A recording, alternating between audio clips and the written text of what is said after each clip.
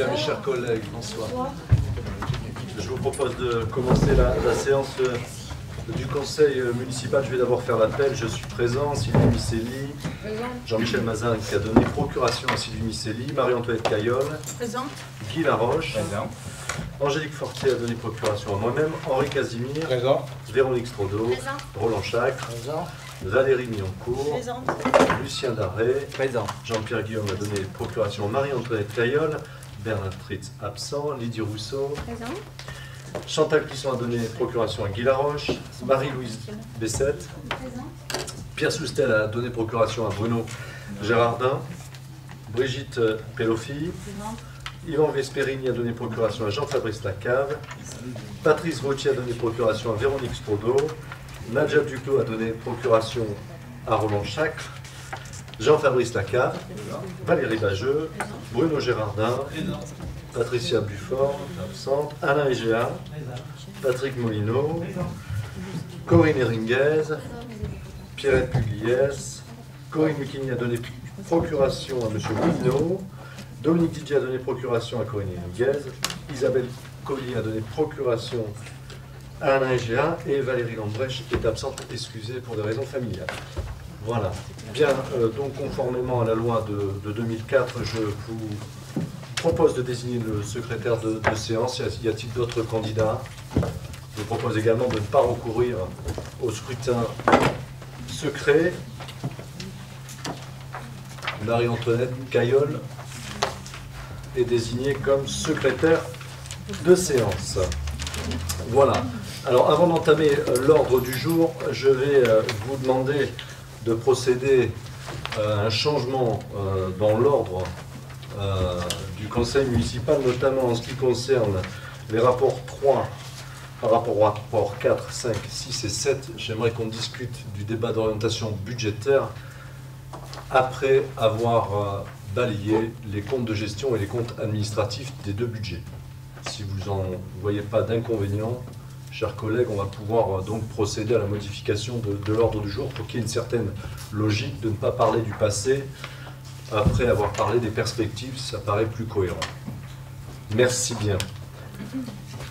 Bien, je passe au premier rapport, qui est le compte rendu des décisions prises par moi-même. Y a-t-il des questions? Monsieur Moulineau.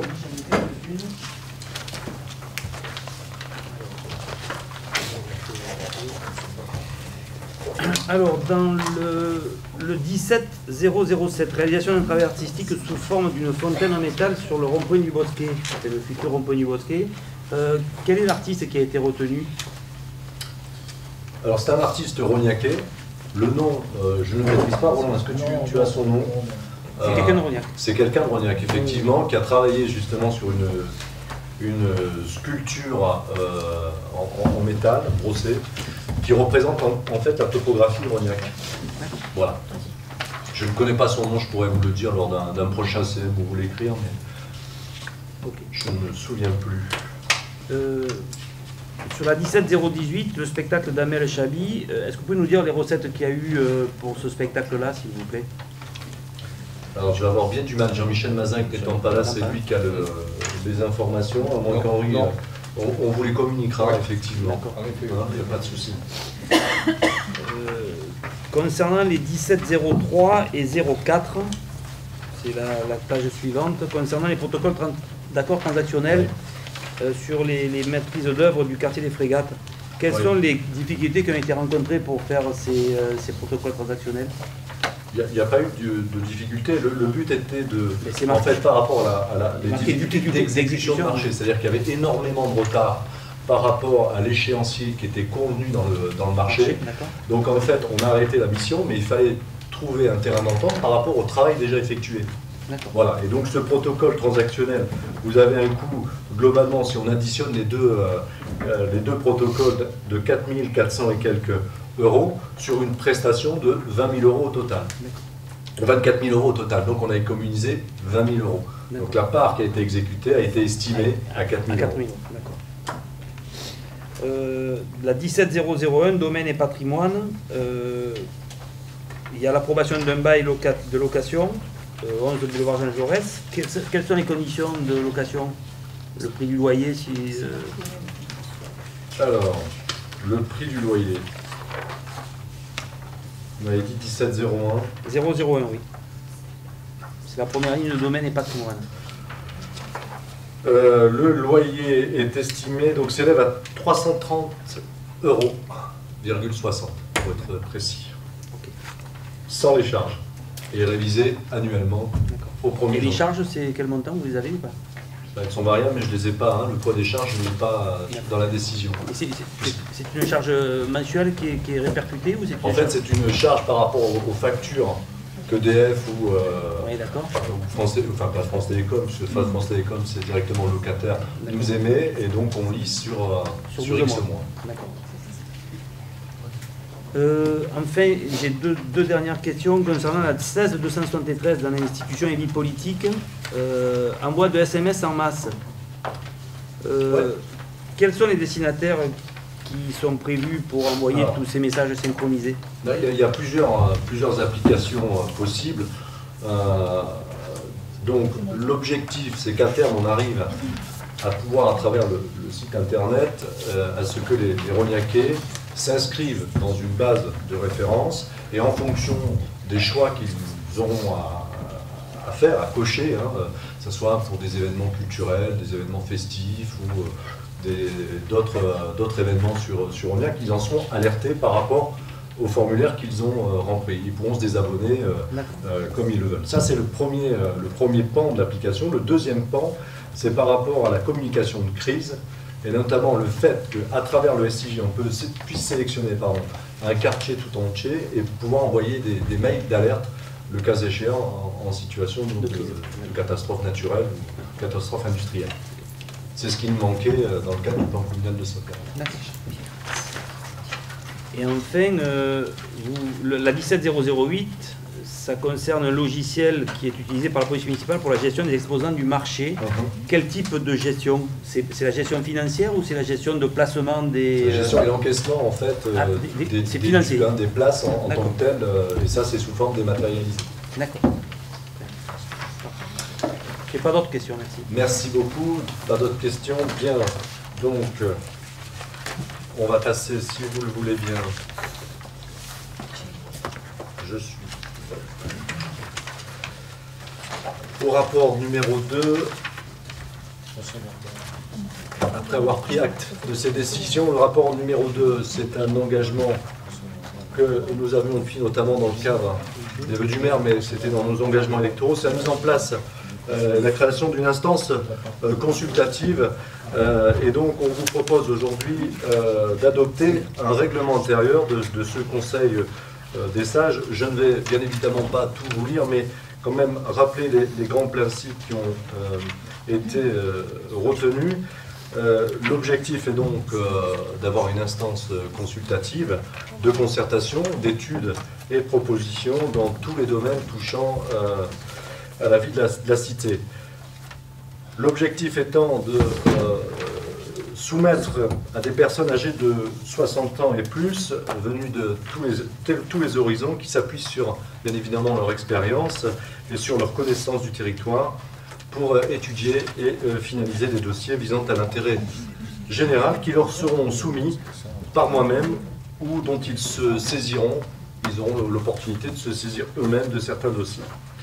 Par ces avis et ces études, ce conseil doit éclairer le conseil municipal sur différents projets et dossiers d'intérêt général pour la vie locale. Il sera composé de 33 conseillers et de 10 suppléants au cas où viendrait à manquer un conseiller, choisi par tirage au sort paritaire parmi les personnes inscrites en respectant l'équilibre démographique de chaque quartier, une représentativité de chaque quartier. D'ailleurs, il y avait une erreur dans le rapport, on n'avait pas listé les quartiers, donc vous les avez. Il s'agit des Bray-Barjaquet, des Frégates, de Rognac-Haut, Rognac-Bas et les Boris, donc c'est les 5 secteurs qui ont été retenus. Et donc, en fonction, en fait, de certaines conditions et critères, donc 60 ans évolue au 1er mars 2017, être inscrit sur les listes électorales de Rognac, être libre de tout engagement professionnel ou mandat électif, et les inscriptions se déroulera, là il y avait aussi une coquille, du 1er avril au 30 avril inclus, et sur papier livre ou informatiquement via le site internet. Et ce nouvel organisme sera donc élu pour une durée de 3 ans, donc de 2017 à 2020. J'ajouterai que le président de ce conseil sera élu lors de la séance d'installation qui devra se réunir obligatoirement dans un délai d'1 mois après le tirage au sort qui sera public, bien évidemment, en fonction du nombre de personnes qui auront candidaté par rapport au poids démographique. Ce sera une règle purement arithmétique en tant que telle. Voilà, est-ce qu'il y a des questions par rapport à ça? Oui.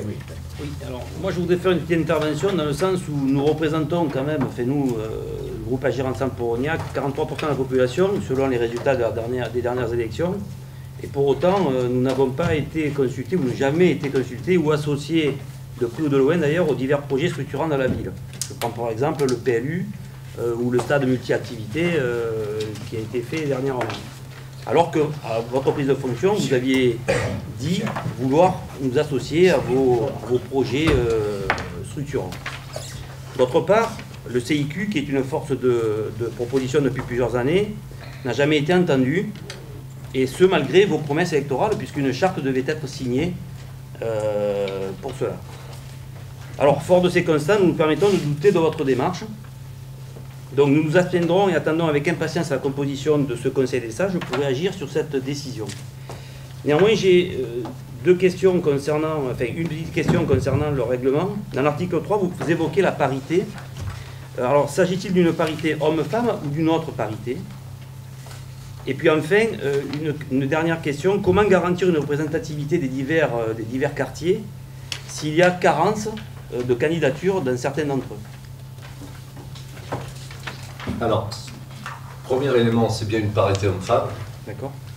Et deuxième élément, le cas échéant, s'il y a carence sur un secteur, on palliera par un autre secteur pour composer sur les 33. Mais au vu de ce qu'on a déjà comme retour, je ne pense pas qu'il y ait carence. Malheureusement, il y aura sans doute quelques déceptions par rapport à différentes candidatures. Et le tirage au sort se fera de quelle façon et quand? Alors, il se fera juste après la semaine après de clôture des inscriptions. Il sera en salle d'honneur, il sera public. Hein, il n'y a pas de souci. D'accord. Voilà. Merci beaucoup. On va passer au vote. Qui est contre? Qui s'abstient? Merci. Je vais simplement vous demander. Alors j'ai le nom du sculpteur. Merci. Monsieur Chacre, c'est Marc Bédiquian, qui est un artiste rognacais. Voilà. J'ai oublié de vous faire adopter dans la précipitation le procès verbal de la séance antérieure. Je m'en excuse, est-ce que vous avez des remarques à ce sujet-là? Est-ce qu'on peut le considérer comme adopté? Merci. Bien, je vais passer donc la présidence de séance à Madame Miceli Houdet, s'agissant des 4 rapports qui suivent, c'est-à-dire les 2 comptes de gestion et les 2 comptes administratifs, et je vais quitter la séance.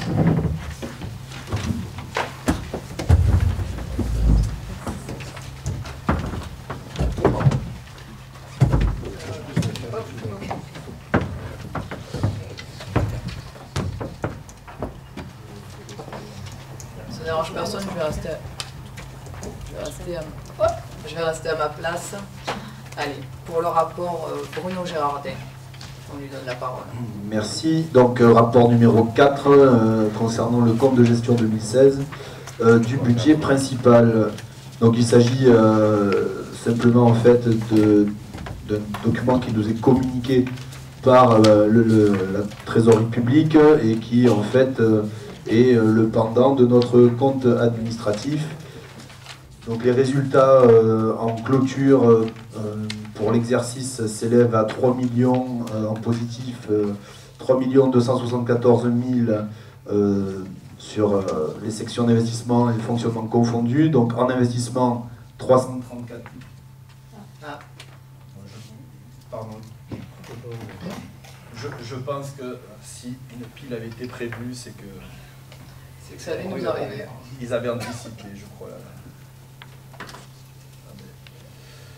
Eh bien, écoutez, je vais forcer un peu, on va se passer de micro, vous m'entendez tous, c'est bon?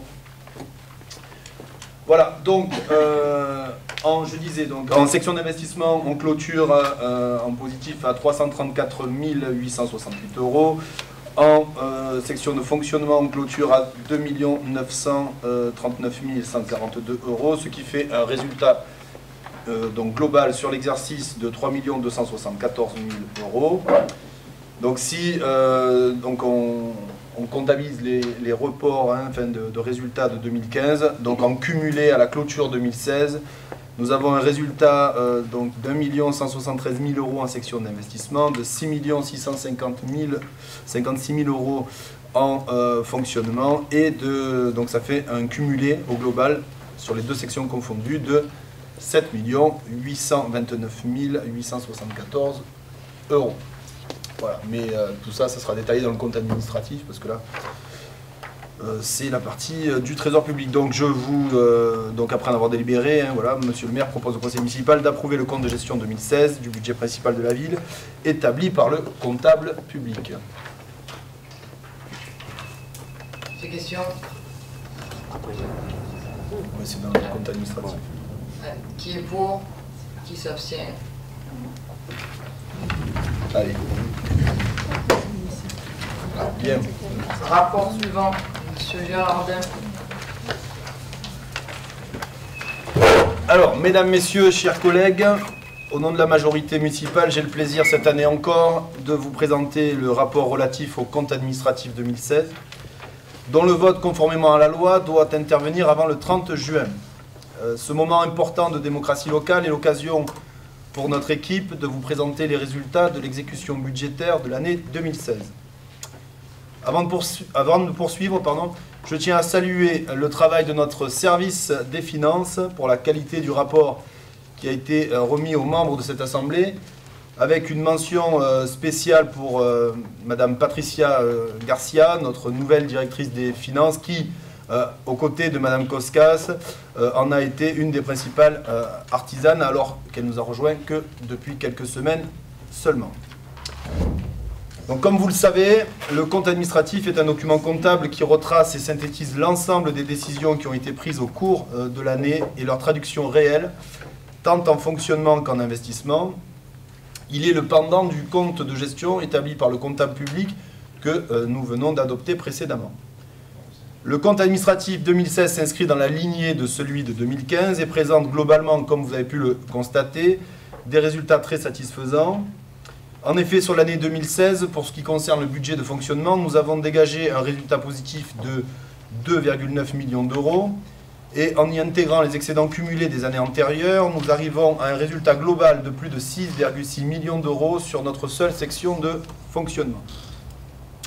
Enfin, si nous ajoutons à cela un excédent cumulé de 1,2 million d'euros dégagé en section d'investissement, nous atteignons la somme globale de 7,8 millions d'euros en clôture de l'exercice, au regard des deux sections confondues, donc fonctionnement et investissement.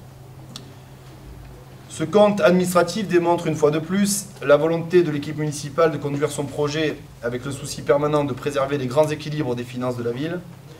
Il convient d'associer pleinement à ces excellents résultats l'ensemble des personnels qui ont réalisé d'importants efforts pour intégrer dans leur fonctionnement quotidien la réorganisation des services et les nouveaux modes de gestion que nous avons souhaité mettre en œuvre. Je tiens ici, au nom de la majorité, à les remercier vivement et à saluer leur engagement au service des Rognacaises et des Rognacais.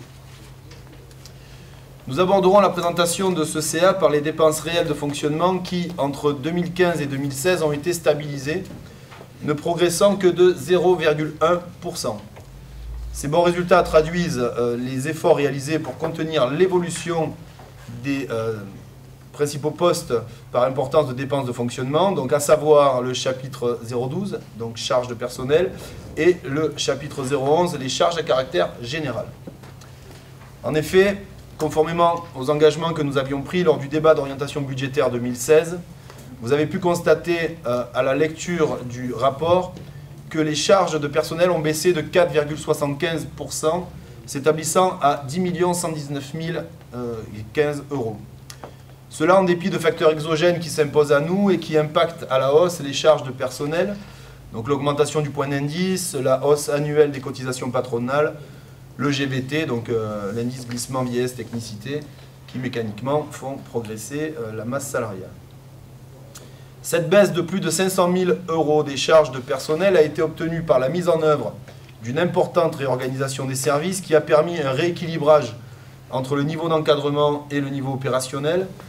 Notre objectif au terme du mandat est de pouvoir stabiliser les charges de personnel en dessous de la barre des 10 millions d'euros.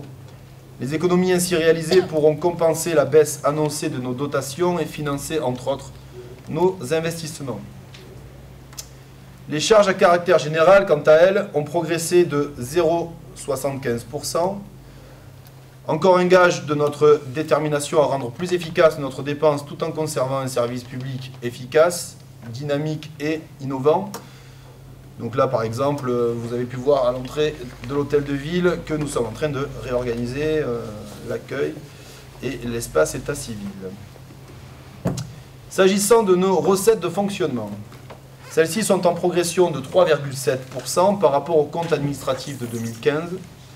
Ces résultats globaux s'expliquent en partie par une progression de plus de 13% de nos produits de service, liés à une augmentation du taux de fréquentation de nos structures et activités municipales par les enfants et les usagers. Cette progression démontre à l'évidence que notre politique d'amélioration et de modernisation des services offerts à la population répond aux attentes des Rognacaises et des Rognacais. Ainsi, en fonctionnement, pour l'année 2016, la maîtrise rigoureuse de nos dépenses, conjuguée à une progression de nos recettes, nous a permis de dégager une épargne nette de 4,1 millions d'euros. Alors, par souci de transparence, il convient de préciser qu'en neutralisant les recettes à caractère exceptionnel, à savoir une dotation exceptionnelle de 667 000 € que nous avons perçus de la métropole et des produits exceptionnels liés à des ventes de patrimoine, enfin de terrain et puis de foncier, voilà, merci, qui s'élève à 819 000 €. Donc si on enlève donc ces recettes exceptionnelles, notre niveau d'épargne s'établirait à 2,6 millions d'euros, soit quand même plus de 10% des recettes réelles de fonctionnement, ce qui resterait tout de même un bon résultat conforme aux années précédentes. En matière d'investissement, nos dépenses réelles pour l'année 2016 s'élèvent à 4,5 millions d'euros. Donc 1,5 million de reports sur des opérations qui avaient été engagées en 2015 et 3 millions d'euros sur des opérations nouvelles de 2016. Au-delà des projets structurants qui ont été lancés en 2016 et dont le financement s'étalera sur plusieurs exercices, donc il y a réhabilitation des frégates, les travaux au niveau des tennis pour l'agrandissement du complexe, la salle de boxe, la plantade, l'extension de l'école Kramer et la gendarmerie qui, nous le verrons dans le débat d'orientation budgétaire, commenceront en 2017. Voilà, donc nos efforts se sont essentiellement portés, au-delà de ces projets que je viens de citer, sur des travaux de voirie, d'amélioration et d'embellissement de notre cadre de vie, sur la vidéoprotection, sur l'entretien de notre patrimoine bâti, en particulier les structures scolaires. Le compte administratif fait apparaître un taux de réalisation de 43%, donc au niveau de l'investissement, ce qui peut apparaître en première lecture un peu faible, mais en fait ça s'explique par le fait qu'une partie importante des investissements et des grands projets de 2016 ont été lancés en fin d'année. Donc le mandatement de ces dépenses, qui a déjà commencé, n'interviendra qu'en 2017, ce qui explique les reports à hauteur de 3,9 millions d'euros. Je conclurai mon propos en insistant sur le fait que chaque décision que nous prenons est toujours dictée par un principe de responsabilité et une gestion prudentielle des deniers publics. Ainsi, c'est en conduisant une politique budgétaire non pas austère mais rigoureuse et responsable que nous sommes parvenus de nouveau à conserver notre capacité d'autofinancement et donc maintenir nos marges de manœuvre. En gardant cette ligne de conduite, nous serons en mesure sur l'ensemble du mandat, de mener à bien nos projets, d'une part, en maintenant les taux d'imposition inchangés et d'autre part, en préférant l'autofinancement à l'emprunt. L'approbation du compte administratif 2016 est, à mi-mandat, l'occasion de réaffirmer que la sobriété qui définit notre doctrine budgétaire permet à notre commune d'avoir une structure budgétaire saine et dynamique qui, il faut bien le rappeler, relève de l'exception quand on regarde les résultats financiers des communes de même strate. Pour être à la hauteur des attentes des Rognacaises et des Rognacais, nous devrons conserver l'humble détermination et l'esprit d'équipe qui nous animent depuis le début de ce mandat. Je vous remercie. Merci, monsieur Girardin. Oui, monsieur Moulineau. Alors, moi aussi, avant toute chose, je tiens à remercier les services financiers de la ville qui ont fait un travail remarquable, et ce, dans des conditions qui ne sont pas toujours faciles, notamment pour l'année 2016, avec le départ de la directrice des services financiers, et le retour d'une personne qui était partie à la retraite, et qu'on a rappelé pour pallier à ce départ. Pour ses compétences. Je tiens également à saluer l'arrivée récente de Mme Garcia, la nouvelle directrice financière, à qui nous souhaitons tous nos voeux de réussite dans son nouveau poste. Enfin, je voudrais revenir une fois de plus sur la lourdeur administrative mise en place par votre majorité pour que les services financiers puissent répondre à nos demandes. En effet, il faut la validation du maire pour que ces derniers puissent répondre à nos questions relatives aux comptes administratifs. J'ai transmis, il y a 2 jours, 4 questions aux services financiers. Malgré le bon vouloir des personnes que j'ai relancées à plusieurs reprises, l'accord n'a été donné qu'aujourd'hui, à milieu de matinée, pour pouvoir y répondre. Avouez que ce formalisme fait perdre du temps à tout le monde et alourdit également les tâches du personnel de la collectivité qui perd un temps fou à demander des autorisations et attendre les réponses. Donc je vous demande une nouvelle fois, parce que je l'avais déjà fait les années précédentes, une nouvelle fois de supprimer cette contrainte lourde et inutile, car je vous rappelle en plus que ces comptes sont publics et ouverts à tous. Donc j'espère qu'on sera entendu, parce que j'ai encore eu au téléphone Mme Garcia jusqu'à 5h30 ce soir pour avoir des discussions sur les questions que j'avais posées. Donc c'est un peu dommage d'en attendre une demi-heure avant un conseil municipal pour pouvoir discuter de ces réponses-là, parce qu'il faut avoir l'autorisation du maire. Là, 2 jours pour avoir une autorisation, je trouve que ça fait beaucoup. Alors, cela étant, nous souhaiterions faire plusieurs commentaires à votre présentation écrite du compte administratif de fonctionnement en 2016. Au niveau des dépenses, tout d'abord. Concernant le chapitre 11, sur le montant total du chapitre, on se rend compte qu'il est quasiment identique à celui de 2015. Néanmoins, quand on rentre un peu plus dans le détail, on note une diminution assez inquiétante du montant des dépenses d'entretien et de maintenance. C'est les chapitres 61 521 à 61 56 pour les puristes, qui baissent notamment de 243 000 € par rapport à 2015, et ce notamment au niveau de l'entretien et des réparations des voiries, qui passent de 300 000 € à 166 000 € en 2016. L'entretien de plusieurs rues de la ville laisse à désirer, on comprend vraiment pourquoi. Les Rognacais apprécieront. Concernant le chapitre 12, comparativement à 2015, il y a effectivement une forte baisse des dépenses. On ne pourrait que s'en réjouir si nous n'avions pas à déplorer les conditions de travail des personnels de la collectivité, et notamment des surcharges de travail de certains services qui travaillent sous pression permanente. On constate également une forte baisse des effectifs de catégorie A. Ils étaient 9 en 2015, ils sont 5 en 2016, et ils seront 5 aussi l'année prochaine, qui à notre avis désorganisent encore plus la collectivité, mais nous l'évoquerons également dans le débat d'orientation budgétaire. Concernant les chapitres 67, pouvez-vous nous détailler notamment le montant de charges exceptionnelles de 119 000 €? Il était à 0 ce chiffre-là. Alors j'ai essayé d'appeler Mme Garcia ce soir, mais j'ai pas eu l'occasion de pouvoir la voir. Est-ce que vous pouvez me dire à quoi correspondent ces 119 000 €, s'il vous plaît? Alors, on va donner la parole à Mme Garcia. Oui. C'est une provision qui a été faite pour, on va dire, un jugement pour la voiture du CAM. Il me semblait qu'elle n'était pas. Il y avait 120 000 € pour la voiture du CAM. Elle est dans un compte de provision. Oui, elle était dans un compte de provision et on nous a demandé de mandater une certaine somme. Cette somme-là. C'est une opération. D'accord. Merci. Ouais. Merci. Parfait. Bon, au niveau des recettes de fonctionnement, pour ce qui est du chapitre 73 impôts et taxes, votre commentaire sur la recette, qui est écrite dans votre rapport, votre commentaire sur la recette de taxes foncières et taxes d'habitation est sauf erreur erroné. En effet, selon le détail du compte administratif, le chapitre 73-111, le montant perçu en impôts et taxes est de 6 384 476 € en 2016 contre 6 340 783 en 2015, soit une augmentation de 43 693 €, et non de 301 000 comme il est écrit dans le rapport.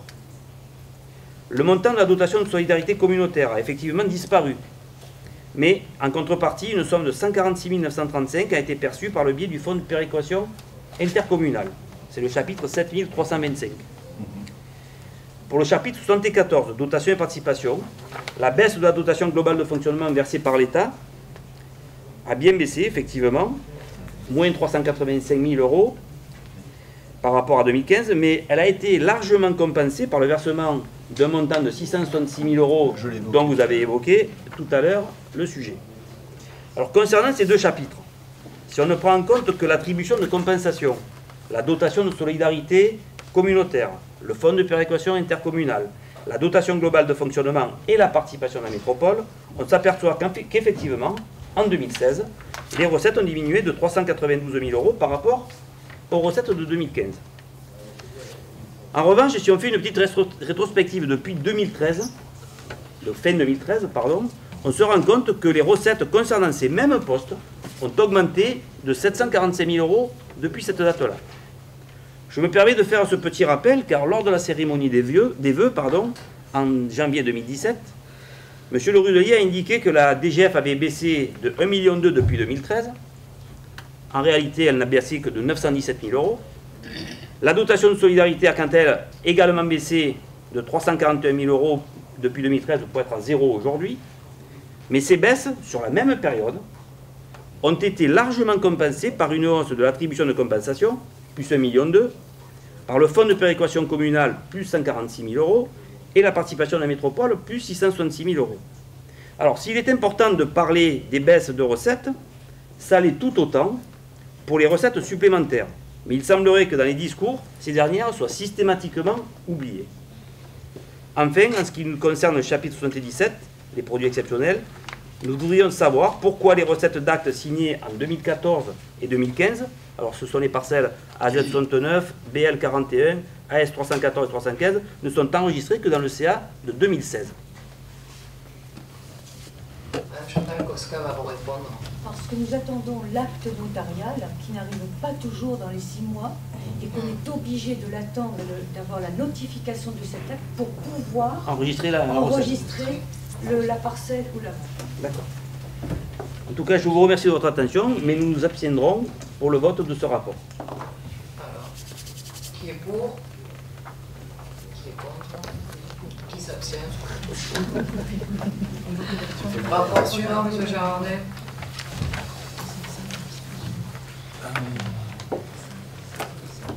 Alors, donc, ben non, je ne vois pas du tout. Il refonctionne.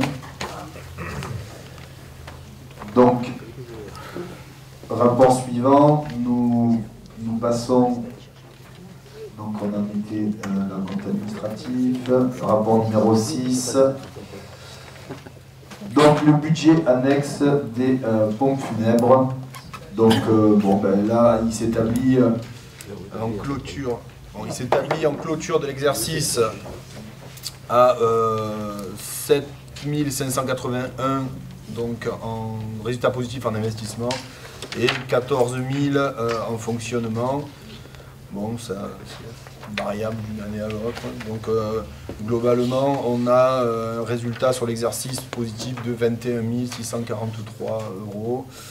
Donc après en avoir délibéré, Monsieur le maire vous propose d'approuver le compte de gestion 2016 du budget annexe des pompes funèbres établi par le comptable public. Pas trop de débat. Qui est pour? Qui est contre? Qui s'abstient?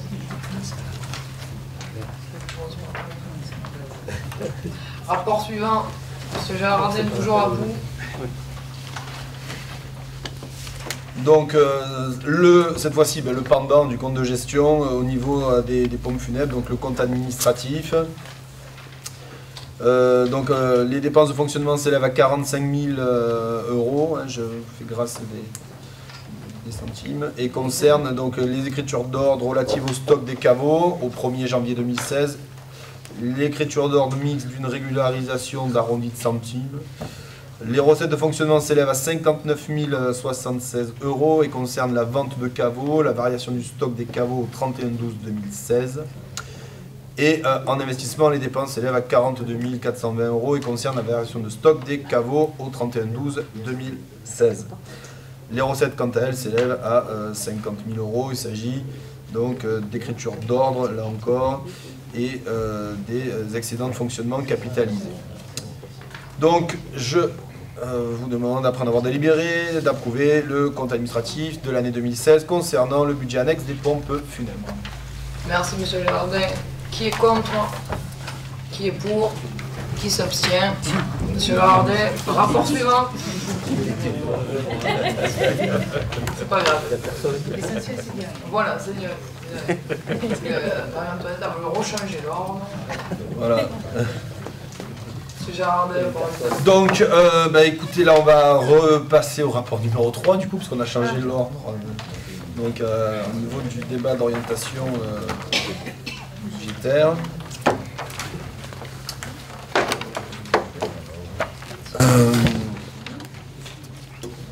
Donc, le débat d'orientation budgétaire est une obligation légale pour toutes les communes de plus de 3500 habitants. Oui.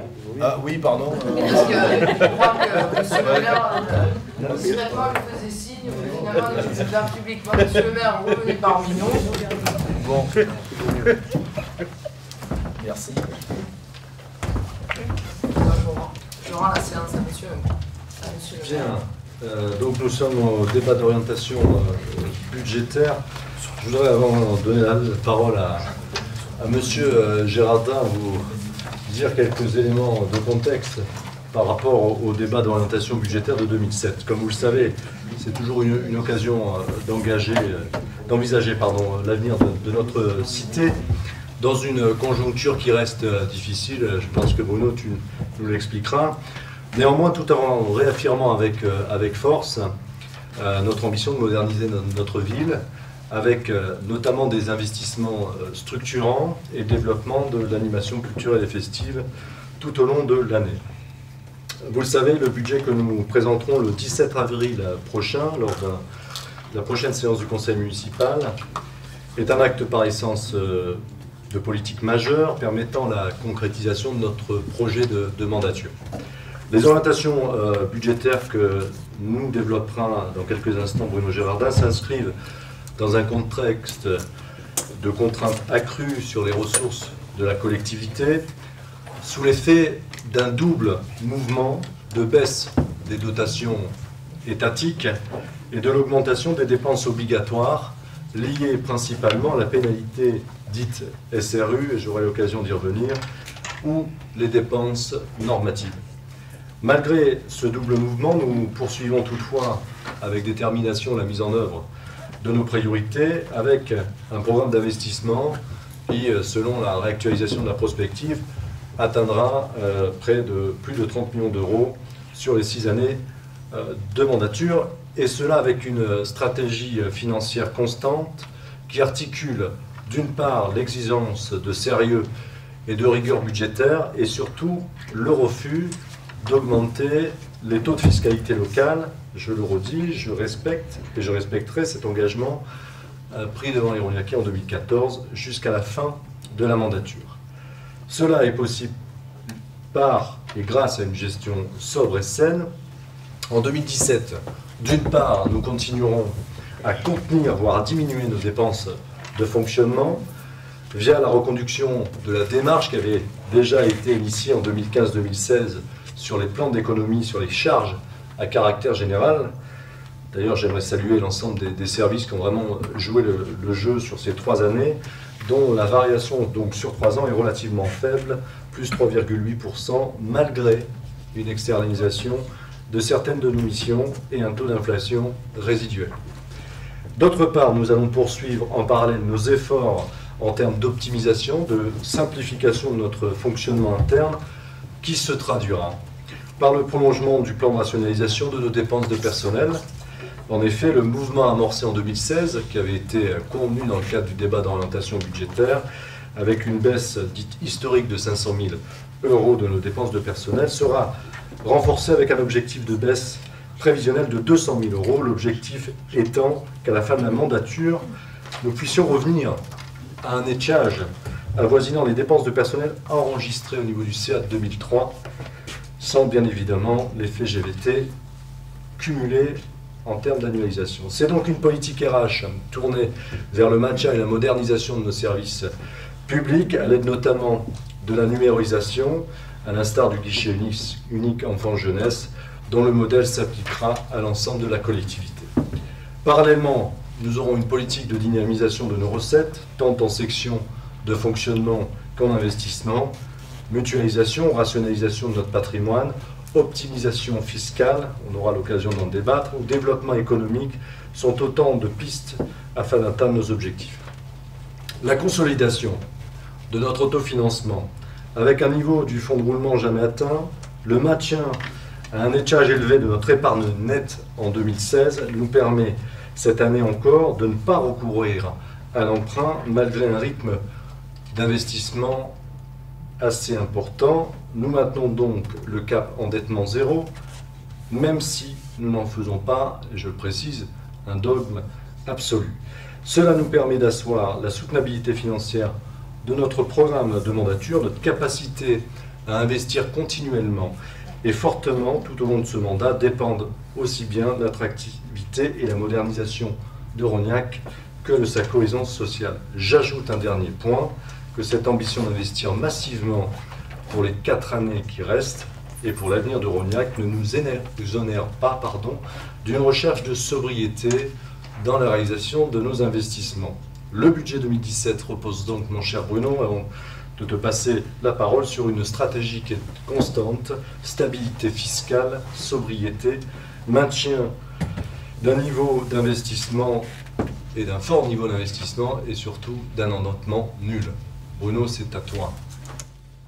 Donc, merci Monsieur le maire pour ce propos liminaire. Je m'excuse par avance s'il y a quelques redondances, puisque nous sommes, je crois, sur la même longueur d'onde.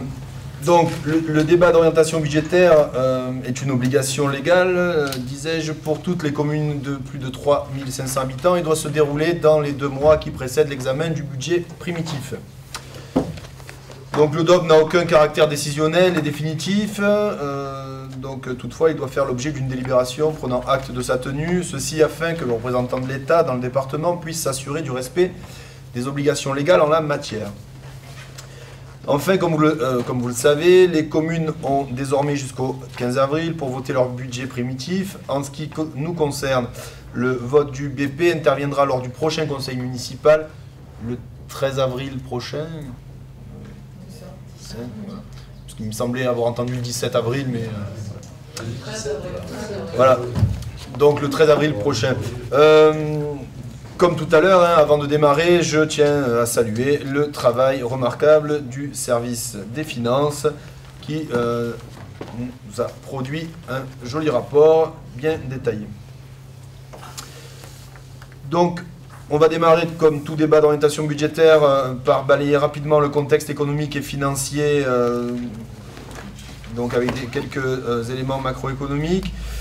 Donc, on va dire qu'une incertitude économique, politique et institutionnelle demeure au niveau mondial et notamment dans la zone euro. La situation internationale est marquée par de nombreuses tensions, au premier rang desquelles le drame du terrorisme qui alimente toutes les peurs et provoque la défiance entre les peuples. Comme l'histoire nous l'a déjà montré, un tel contexte associé à une incertitude économique constitue un terreau idéal pour les idées populistes et nationalistes, considérant que la solution passe par le repli sur soi et le rejet de l'autre. Donc on en a déjà quelques manifestations, le Brexit, donc c'est le repli de l'Angleterre, donc sa sortie de l'Union européenne. Le résultat des élections aux États-Unis, qui va dans ce sens également, la progression des scores électoraux de tous les partis nationalistes en Europe. Donc dans un tel contexte, les prévisions de croissance mondiale pour 2017 ont été revues à la baisse par le Fonds monétaire international pour s'établir à 3,4%. Concernant la situation française et le projet de loi de finances pour 2017, selon les prévisions du gouvernement, le déficit public devrait atteindre 2,7%, repassant ainsi sous la barre des 3% prévus par le pacte de stabilité européen. Il s'agit là d'un résultat encourageant qui traduit les efforts consentis en matière de désendettement, efforts d'ailleurs pour lesquels les collectivités territoriales, et en particulier les communes, ont largement contribué. Donc la situation demeure fragile et incertaine, d'une part parce que les perspectives de croissance restent faibles, entre 1,2 et 1,5 selon les estimations, donc d'autre part parce que notre capacité de désendettement reste fragile au niveau national. En effet, compte tenu du contexte international décrit plus haut, la crainte d'une augmentation des taux d'intérêt est exprimée. Certains spécialistes estiment qu'une augmentation d'un point des taux d'intérêt engendrerait 15 milliards de charges supplémentaires pour le budget national. Situation incertaine enfin parce que l'élection présidentielle qui interviendra dans quelques semaines maintenant va nécessairement rebattre les cartes pour les 5 ans à venir. En revanche, nous pouvons affirmer qu'en 2017, les communes seront de nouveau mises à contribution pour participer au redressement des comptes publics. Ainsi, même si la baisse des concours financiers de l'État sera finalement moins importante que prévu, les communes subiront tout de même une nouvelle baisse de DGF, et ce pour la 4e année consécutive. Pour Rognac, la baisse de DGF représente 1 million d'euros entre 2014 et 2017. En effet, nous avions perçu 1,3 million d'euros en 2014, 900 000 euros en 2015, 500 000 euros en 2016, 300 000 euros seulement dans les prévisions pour 2017. Soit en seulement 4 années, une baisse de quasiment 5% de nos recettes réelles de fonctionnement. Le cumul de ces baisses successives constitue un réel défi pour les finances de notre ville. Donc passons maintenant aux orientations budgétaires pour 2017. Dans la droite ligne de l'exercice 2016, notre stratégie globale pour 2017 sera marquée par la recherche constante d'économie et d'efficacité pour une gestion responsable dans un contexte financier contraint. L'objectif est d'augmenter nos marges de manœuvre afin de garantir aux Rognacaises et aux Rognacais une stabilité des taux communaux sur l'ensemble du mandat, sans pour autant compromettre notre capacité d'investissement. Alors sur le plan du fonctionnement, concernant d'abord nos recettes. Donc pour l'année 2017, nos recettes réelles de fonctionnement devraient s'élever à 18 500 000 euros. Nous prévoyons une légère augmentation de 0,54% de nos recettes fiscales directes. Cette augmentation s'explique par l'évolution dynamique des bases liées notamment aux constructions nouvelles, ainsi qu'à la revalorisation par l'État des valeurs locatives servant de base d'imposition. Les taux communaux, quant à eux, restant inchangés conformément à nos engagements. Comme nous l'avons vu précédemment, la DGF versée par l'État devrait représenter 300 000 euros, soit une baisse de plus de 200 000 euros par rapport à 2016. En ce qui concerne la fiscalité reversée, les prévisions de recettes concernant l'attribution de compensation sont identiques à celles de 2016, soit 8,7 millions d'euros. Depuis 2016, nous ne percevons plus la dotation de solidarité communautaire qui s'élevait à 800 000 euros. Alors en 2016, nous avons perçu une dotation exceptionnelle venue compenser cette perte de recettes. Pour 2016, nous n'avons aucune certitude de percevoir de nouveau cette recette exceptionnelle. Enfin, par rapport à nos prévisions 2016, nous prévoyons pour 2017 une augmentation de 0,56% de nos produits de service pour tenir compte de l'effet volume lié entre autres à l'augmentation de la fréquentation des enfants dans les structures communales et au niveau de la restauration scolaire. Alors, compte tenu du succès rencontré par nos structures municipales, il n'est pas impossible que la hausse de nos produits de service soit même plus importante, mais comme toujours en matière de finances publiques, il convient d'avoir une approche de bon père de famille en majorant les estimations de dépenses et en minorant les prévisions de recettes. Pour conclure sur ce point, globalement, pour le budget 2017, nous estimons notre recette de fonctionnement à 18 500 000 euros, soit une baisse de 1,66% par rapport au BP 2016. Maintenant, concernant les dépenses de fonctionnement, donc le total des dépenses de fonctionnement est estimé au plus juste et devrait s'élever donc à 18 500 000 hors résultat antérieur reporté. J'ai peut-être fait... Oui, c'est moins que ça de fait, puisque ça équivaudrait à nos recettes. Donc, pardon, c'est 16 millions, c'est une erreur de report. Merci. Une petite coquille. Donc les charges à caractère général et autres dépenses de fonctionnement, donc elles regroupent les dépenses nécessaires au bon fonctionnement de la collectivité. Pour 2017, nous prévoyons d'augmenter d'environ 5% les crédits qui avaient été ouverts au BP 2016. Ceci afin de tenir compte de la progression attendue des prix des denrées alimentaires, donc restauration scolaire, des fournitures d'équipement. De plus, il nous faut prévoir les crédits nécessaires au financement des dépenses nouvelles, donc le gardiennage du stade du COSEC, nettoyage des salles de sport, illumination de Noël dans de nouveaux quartiers, des nouvelles animations que monsieur le maire a évoquées précédemment. Donc tout au long de l'exercice budgétaire, nous serons particulièrement attentifs au taux de réalisation des dépenses afin d'affiner les crédits alloués au plus près des besoins. Concernant les subventions au tissu associatif, notre volonté d'accompagnement est toujours aussi forte. Ainsi, nous avons prévu une augmentation de l'enveloppe globale dédiée au subventionnement des associations. L'enveloppe globale regroupant les subventions courantes et exceptionnelles sera portée à 650 000 € en 2017 contre 600 000 € en 2016. Compte tenu du contexte financier évoqué précédemment, il s'agit d'un véritable effort qui traduit notre volonté de soutenir l'action remarquable de notre tissu associatif, vecteur de lien social et acteur majeur du dynamisme de notre ville et du bien vivre ensemble. Enfin, comme chaque année, une subvention d'équilibre répondant au périmètre d'intervention de nos services sociaux sera versée au CCAS. Les autres dépenses à prévoir en 2017, alors il y en a une qui n'est plus une dépense, c'est donc le fonds de péréquation intercommunal, puisqu'en rejoignant la métropole, Rognac est passé de contributeur net à bénéficiaire du FPIC, et donc on estime pour 2017 la recette à 120 000 €. Par contre, la pénalité SRU et l'augmentation de cette dernière va engloutir cette recette, puisque en fait nous prévoyons une enveloppe de 550 000 € pour 2017, soit une augmentation de 37,5%, puisqu'on était à 400 000 € en 2016. Passons maintenant un point sur les effectifs et les dépenses de personnel. Donc en 2016, la commune comptait 248 agents, dont 14 non titulaires. En 2017, l'effectif devrait s'établir à 236 agents, dont 13 non titulaires. La répartition catégorielle en 2017 devrait être la suivante: 5 agents de catégorie A, 22 de catégorie B et 209 agents de catégorie C. Notre politique en matière de ressources humaines est dictée par la recherche d'une efficacité organisationnelle afin que le service rendu à la population soit optimisé, mais également par un principe de responsabilité qui consiste à intégrer dans nos choix les contraintes qui pèsent sur les finances publiques. Nous avons eu la volonté de rééquilibrer le niveau d'encadrement et le niveau opérationnel pour faire en fait de notre organigramme une structure en pyramide de façon plus marquée. Donc l'objectif que nous nous étions fixés en 2016 en matière de réduction des dépenses de personnel a été largement atteint. En effet, nous avions prévu une réduction de 300 000 €, hors impact du coût des mesures nationales, et le CA 2016 que j'ai présenté précédemment montre une baisse d'un peu plus de 500 000 € en absorbant les augmentations mécaniques liées à la revalorisation des points d'indice et au GVT, etc.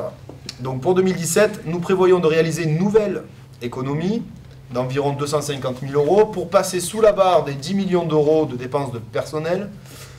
En retrouvant un niveau de dépenses de personnel tenable, nous dégagerons ainsi des marges de manœuvre permettant de compenser la baisse des recettes. Il est évident qu'une partie des économies ainsi réalisées, et c'est bien légitime, sera reversée au personnel sous la forme de primes, puisqu'il faut récompenser les efforts fournis, l'engagement et le dévouement au service de nos concitoyens qui expliquent ces bons résultats. En termes de mandat, nous souhaitons une stabilisation des effectifs avec un taux d'encadrement mieux adapté au profil de notre commune.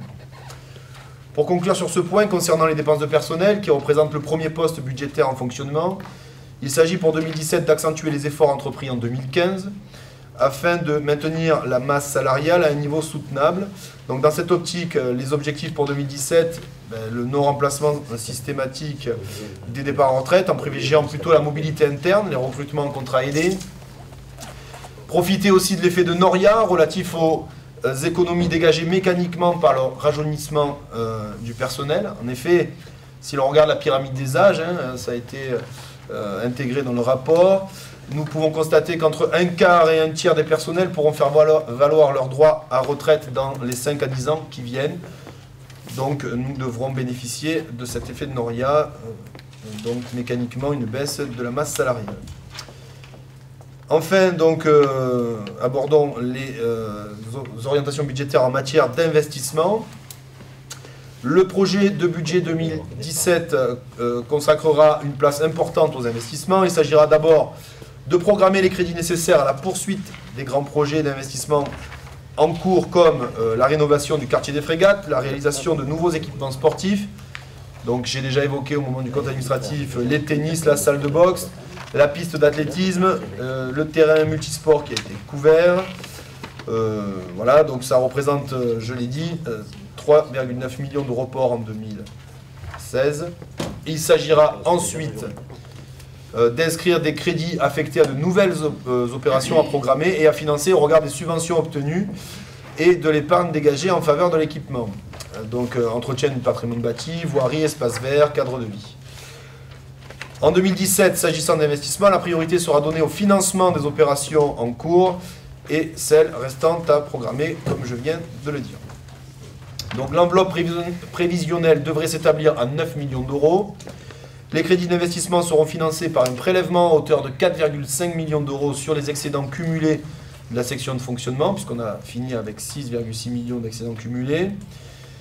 D'autres projets d'envergure seront inscrits au BP 2017 ou au cours de l'exécution budgétaire dans le cadre de décisions modificatives. Donc il s'agit entre autres de la réhabilitation du centre de loisirs La Plantade, phase 2 et 3, de la finalisation des études et le lancement des travaux de la construction de la nouvelle gendarmerie et du centre de supervision urbain et l'agrandissement de l'école Kramer. L'État nous accompagnera dans la construction de la gendarmerie. Quant au conseil départemental, il sera notre partenaire financier privilégié pour la plupart de nos investissements dans le cadre de ces différents dispositifs d'aide à destination des communes, notamment le CDDA qui va démarrer. Avant de conclure, quelques mots sur le développement économique, puisque vous m'en aviez fait donc la remarque lors du précédent débat d'orientation budgétaire. Donc en 2016, plusieurs petits commerces ont été créés sur la commune, donc coiffeurs, tatoueurs, boutiques de vêtements. Donc il y a 3 nouveaux commerçants ambulants également, principalement de la restauration, qui se sont installés. Sur la zone nord, donc il y a l'installation de la société Ma Petite Poulette, qui est en fait une activité de traiteur et donc qui compte 3 emplois et qui donc a des perspectives de nouvelles embauches. La société TechTake, activité de e-commerce, donc 35 emplois. La société Le Dauphin qui devrait s'installer très prochainement dans notre commune et qui actuellement est implantée à Velot, qui compte 10 emplois. Et il y a le lancement aussi des travaux pour l'implantation de la société LED 3. Donc c'est déjà un dossier qui est là depuis un certain temps et qui, à horizon 2018, devrait compter 40 emplois.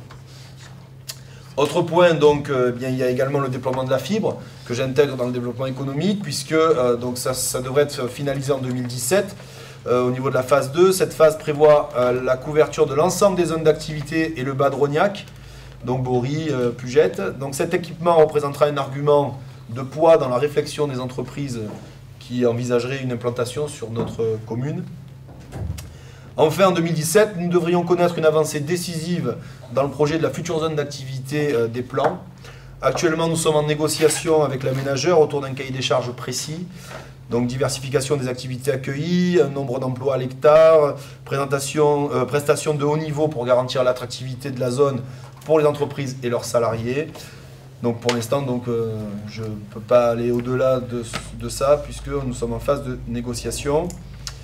La concrétisation de ce projet devrait permettre la création de plusieurs dizaines d'emplois sur notre territoire d'ici la fin du mandat. Donc en conclusion, mesdames, messieurs, vous le savez, notre préoccupation est de mettre en œuvre des politiques publiques utiles et adaptées aux besoins réels des Rognacaises et des Rognacais.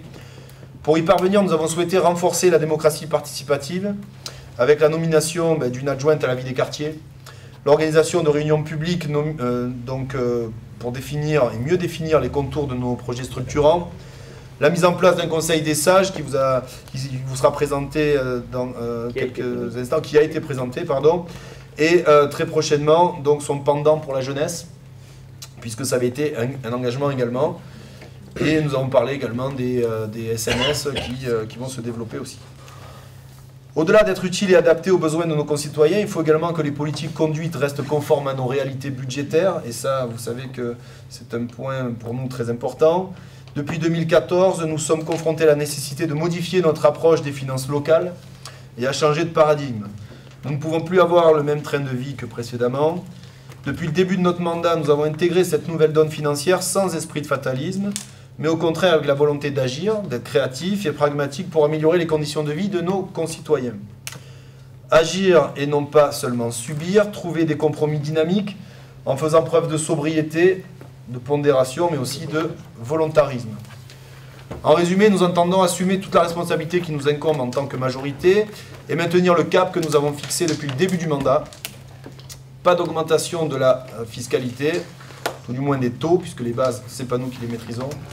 Stabilisation des dépenses de fonctionnement par la maîtrise des charges à caractère général, donc par l'optimisation de nos procédures d'achat, le développement d'une culture de responsabilité au sein des services, et on a salué les efforts que les services ont fait à ce niveau-là, et le pilotage strict de l'évolution de la masse salariale. Nous souhaitons que le chapitre 012, je le rappelle, soit ramené sous la barre des 10 millions d'euros dès 2017. Enfin, par le maintien d'une politique d'investissement dynamique grâce à la préservation de notre capacité d'autofinancement et à la recherche systématique de financement auprès des partenaires institutionnels, au premier rang desquels le Conseil départemental.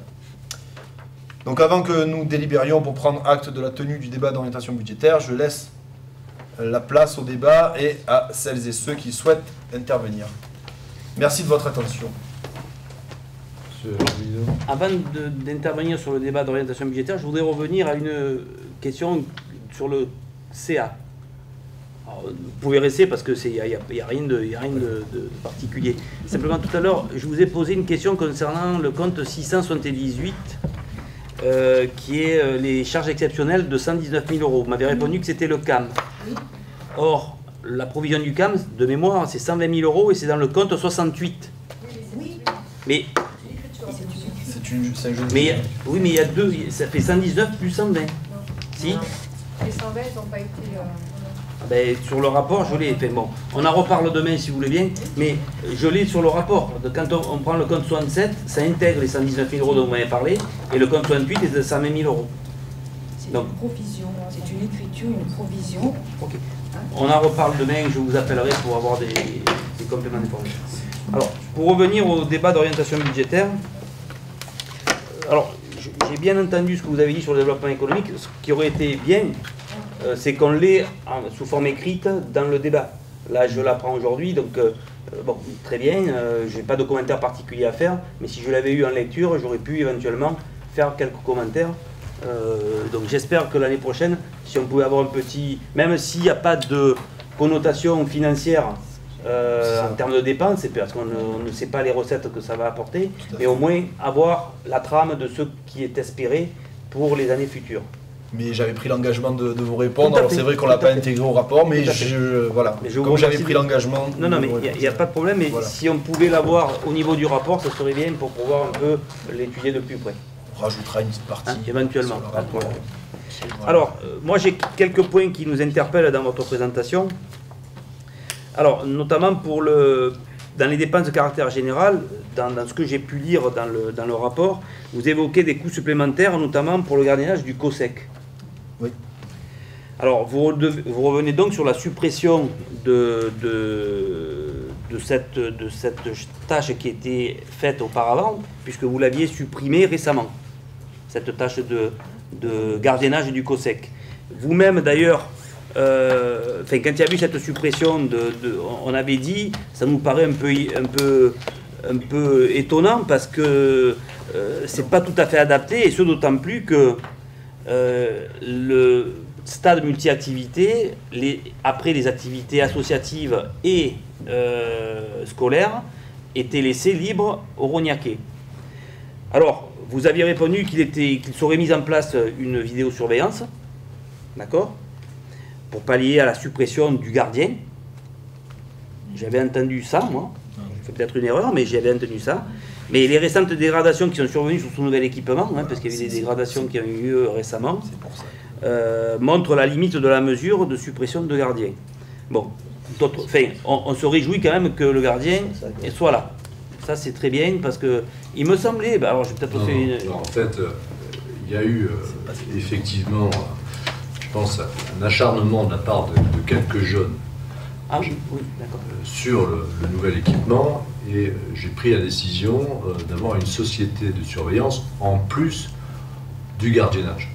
Pourquoi? Parce que le gardien était dépassé quand vous avez une dizaine de jeunes sur la piste d'athlétisme, une certaine forme d'appréhension, et aussi dans le cadre de ces missions, il n'est pas 24 heures sur 24. Donc voilà, c'est la raison pour laquelle, par exemple, la nuit, sur des périodes bien précises, il y a un gardiennage, pour l'instant, qui sera maintenu, parce que je n'accepte pas qu'on puisse dégrader un équipement qui doit rester ouvert au public.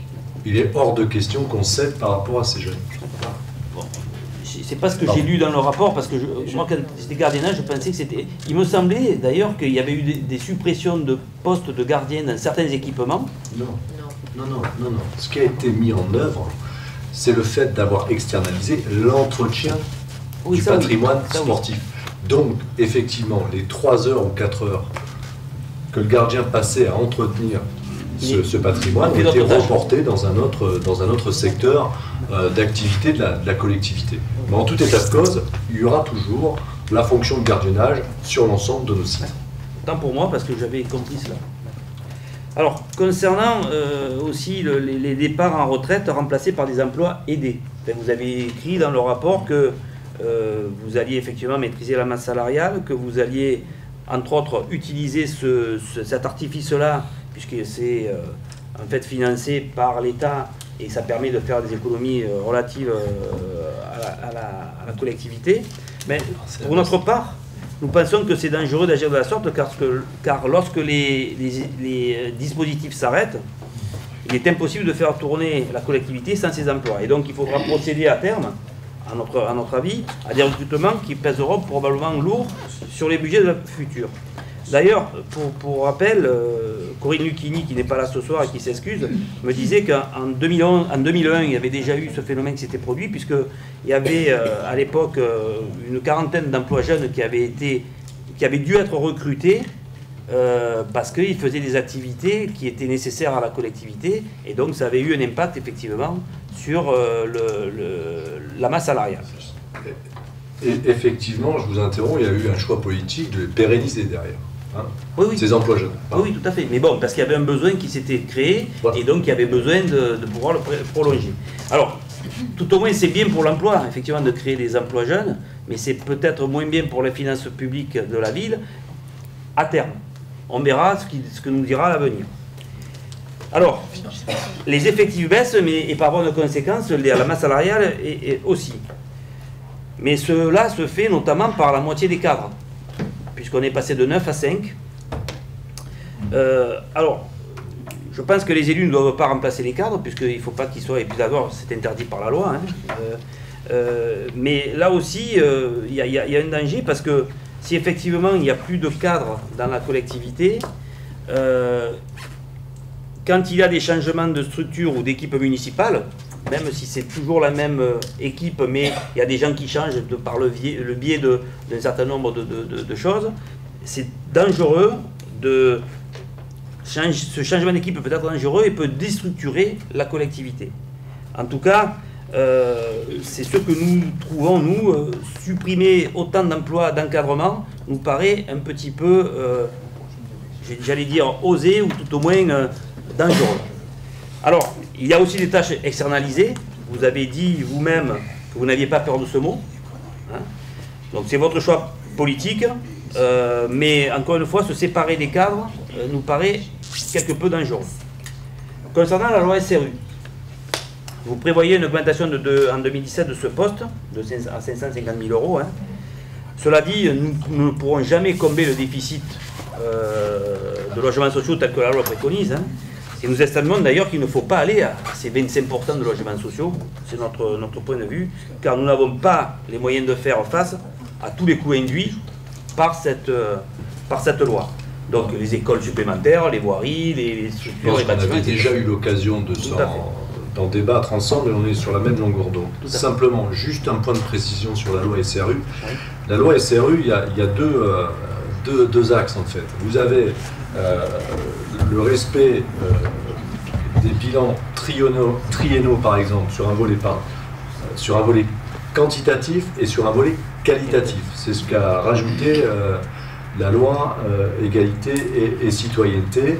Ce volet qualitatif va dans le sens du développement de la production de logements sociaux sur Rognac, c'est-à-dire de manière modérée et plutôt axée sur ce qu'on appelle le PLAI. Et à partir de là, dès lors qu'on produit plus de 30% de PLAI sur chaque opération de logements sociaux, à ce moment-là, on améliore le bilan qualitatif qui amoindrit la pénalité SRU. Et tout à l'heure, j'ai eu l'occasion de rencontrer le sous-préfet, puisque vous êtes auditionné tous les 3 ans par rapport à votre bilan. Nous avions débattu, rappelez-vous, du contrat de mixité sociale, qui était un contrat par rapport aussi également à l'aménagement du territoire, avec des objectifs qui n'avaient strictement rien à voir avec les objectifs que nous imposait la loi. Et les services de l'État ont convenu ce matin que l'effort qu'on va fournir dans la production de logements sociaux pour les Rognacais, et j'insiste bien, les modalités seront mises en œuvre pour les Rognacais, suffirait à sortir éventuellement de l'état de carence de la collectivité. Ça veut dire de ne pas appliquer la majoration qui nous est appliquée à l'heure actuelle, en insistant bien sur le fait, et là je vous rejoins totalement, que 519 000 euros précisément, puisqu'on vient d'avoir la notification, Bruno tu ne l'avais pas, et devenait insupportable pour la collectivité. D'autant plus qu'on est contraint par certaines choses. On a la loi Natura, on a la loi... Absolument, et ça je pense qu'ils l'ont bien pris en compte dans le contrat de mixité sociale, et c'est la raison pour laquelle, je veux dire, les tendances sont un peu moins ternes qu'on avait estimé dans le débat d'orientation budgétaire, parce que je vous rappelle qu'on peut aller jusqu'à 7,5% des dépenses réelles de fonctionnement sur l'application de la pénalité SRU. Donc il y avait encore de la marge. Je vous en prie. Alors, concernant les taux d'imposition communaux, alors avec la stabilité de l'attribution de compensation et la diminution de la baisse de la DGF, puisque vous avez dit, et bon, c'est vrai que l'État, François Hollande l'a dit lui-même, qu'ils allaient faire un petit effort pour 2017 pour ne pas impacter encore plus les communes, nous aurions espéré voir les taux d'imposition baisser. Alors, vous allez nous dire, on doit être de grands rêveurs, effectivement, mais pour autant, les impôts locaux augmentent, ne serait-ce que par la revalorisation des bases de fiscalité directe. Donc ça, effectivement, ça ne dépend pas de nous, mais je dirais que systématiquement, on voit apparaître des augmentations, même si cette année, effectivement, il y a eu une baisse liée à l'intercommunalité, comme vous nous l'aviez dit, comme on en avait débattu il y a quelques séances de cela, mais cela étant, bon, la charge qui pèse sur les familles rognacaises est importante quand même. Je vais me permettre de vous interrompre, comme ça on se répond. S'agissant de la baisse du taux intercommunal, elle est garantie sur 12 ans. Oui. Donc vous allez avoir un lissage et une baisse du taux qui avait été artificiellement gonflé. Et rappelez-vous des discussions qu'on avait eues, j'étais totalement contre, puisqu'on allait jouer à l'effet yo-yo, et c'est ce qui est en train de se passer. Juste un point, puisqu'on est en train, tout à l'heure je vous parlais d'optimisation fiscale. Ce qu'il faut savoir, c'est que la commune de Rognac a une politique d'abattement avantageuse pour le contribuable rognacais. Hein, vous avez ce qu'on appelle la notion d'abattement spécial. C'est 2 millions en moins d'euros de recettes qu'on pourrait avoir si cette politique n'était pas mise en œuvre. Mais on va essayer d'aller plus loin sur cette politique d'abattement, puisque vous savez que ça est déterminé par la loi de finances chaque année, et notamment il y a le volet comme le handicap, ou les risques industriels dans certains secteurs qui, malheureusement, pour les personnes, sont contraints en fait à des dépenses supplémentaires, soit pour aménager l'habitation pour le handicap, soit pour aménager l'habitation contre les risques technologiques, je pense notamment à Butagaz ou autre. Eh bien, nous allons étudier pour en délibérer avant le mois de novembre, comme l'exige la loi, une politique d'abattement complémentaire, mais cette fois-ci ciblée, c'est pour répondre. Donc on ne baissera pas les taux, mais on sera beaucoup plus ciblé en tant que tel. Voilà. Ok. Alors concernant les investissements, je ne ferai qu'une petite remarque. Alors je ne vois pas la réflexion de la venue de Frédéric Mistral dans les projets 2017. Je me souviens qu'ici même, vous-même, m'aviez dit que le bitume allait être mis en œuvre dès la fin de l'année 2015. Alors, nous sommes au premier trimestre 2017 et rien n'a été fait contrairement à ce qui a été dit. Alors, il est vrai que Frédéric Mistral était presque arlésien, puisqu'il est né à Mayenne. C'est qu'à 20 km d'Arles. Hein. Donc, de là à penser que la réfection de la voie soit l'arlésienne, il n'y a qu'un pas. Voilà, merci de votre attention et j'aimerais que vous me répondiez quand même là-dessus. Je vais vous répondre avec un peu d'humour. Il y a beaucoup d'arlésiennes sur Rodiac, mais sur Frédéric Mistral, vous saviez, il y a eu un point par rapport à notre engagement, il y a eu un point qu'on ne maîtrisait pas, c'est cette fameuse affaire Anastasie par rapport au mur de soutènement où on a dû mandater des experts pour savoir qui était responsable de la fissure. Donc tant qu'on n'avait pas, on ne pouvait pas refaire puisque ça dépendait, le talus, en fait, le maintien du talus dépendait de la réflexion de Frédéric Mistral. Et puis le deuxième élément, c'est qu'il y avait les enfouissements de réseau, enfin la rénovation des réseaux eau potable. Non mais ça continue pour l'heure. Voilà. Oui, donc, mais puisque, pas sur Frédéric Mistral. La rénovation elle est prévue sur le budget. J'excuse les services et Bruno. Il y a tellement d'investissements qu'ils ont fait un choix. Non, je plaisante Monsieur Mouillot, mais ils ont fait un choix, mais je vous rassure, c'est prévu pour cette année, ça sera budgété. D'accord. Vous m'aviez déjà dit ça en 2015. Hein. Oui, mais je vous ai répondu le pourquoi du décalage. Mais rappelez-vous, sur les grands investissements par rapport à la planification qu'on a tenue il y a un an, on est au rendez-vous au niveau des tennis, on est au rendez-vous au niveau de la salle de boxe, on est au rendez-vous au niveau de la piste d'athlétisme, on est au rendez-vous au niveau des frégates. Donc je pense que vous pouvez me faire confiance sur Frédéric Mistral. Non, mais plus rien ne nous empêche maintenant Frédéric Mistral, enfin, l'entretien de Frédéric Mistral était antérieur, je dirais, à tous ces projets-là, à tous ces beaux projets, parce que ce sont des beaux projets. Hein. Donc ce sont bien des causes exogènes qui ont fait que malheureusement nous n'avons pas pu réaliser en temps et en heure ces investissements, ou en tout cas cet investissement. Vous avez d'autres remarques? Non, je n'ai pas d'autres remarques. Merci, donc on va prendre acte de ce débat d'orientation budgétaire et pardon, je vais donc passer au rapport, si je ne m'abuse, numéro 8. Et je vais repasser la parole à Monsieur Gérardin sur les subventions. Non, on prend acte. J'ai dit une bêtise? Non, je ne suive pas. Non, c'est que. Non, c'est que on le vote pas, le DOP, c'est pas ça. J'ai dit qu'on prenait acte. Ça fait voter. Alors, simplement prendre acte de la tenue. Donc là, il s'agit du rapport concernant les subventions exceptionnelles aux associations. Donc, comme chaque année, la commune attribue aux associations des aides financières pour les accompagner dans la réalisation de leurs projets. Donc là, vous avez plusieurs subventions qui vous sont soumises. Donc le CCAPR pour un montant de 600 €, et ça concerne en fait une après-midi dansante avec l'entraide et une dégustation des oreillettes. Je précise qu'il n'y en a pas pour 600 € d'oreillettes. Hein. Voilà. C'est bien pour l'ensemble de l'après-midi. C'est pour Lucien. Une autre subvention du CCAPR, donc à hauteur encore de 600 €, et ça concerne, comme chaque année, donc l'organisation de la journée de commémoration du 8 mai autour d'un repas animé. Il n'y en a pas pour 600 €. Non, mais il y a l'animation. Voilà. Non, mais c'est l'animation, c'est l'ensemble, hein, comme chaque année de toute façon. Voilà. Donc l'ARCA qui demande une subvention donc, à hauteur de 800 € afin de dynamiser et d'attirer la population rognacaise. Voilà, ça a été fait, c'était pour donc le Père Noël. On allait faire la chasse au Père Noël. Voilà, exactement.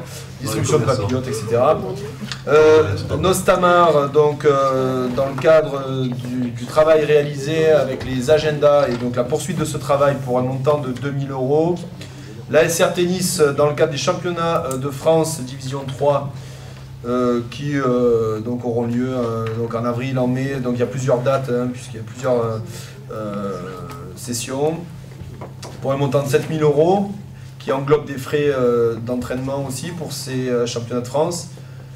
Rognac Natation pour un montant de 1500 € dans le cadre là aussi d'un championnat de France en petit bassin. Et Rognac Natation pour 2655 €, là aussi pour un championnat de France, donc de National 2 en grand bassin cette fois-ci. Donc l'ensemble des montants demandés, comme vous pouvez le voir sur le tableau donc en clôture du rapport, ont été validés et accordés. Donc je vous propose d'approuver les subventions regroupées et accordées dans le tableau que vous avez sous les yeux. Y a-t-il des remarques? Non. On va passer au vote. Qui est contre? Qui s'abstient? Merci. Rapport numéro 9, c'est une autorisation de demande de subvention de fonctionnement général auprès du conseil départemental pour le MACMAF, le Petit Prince.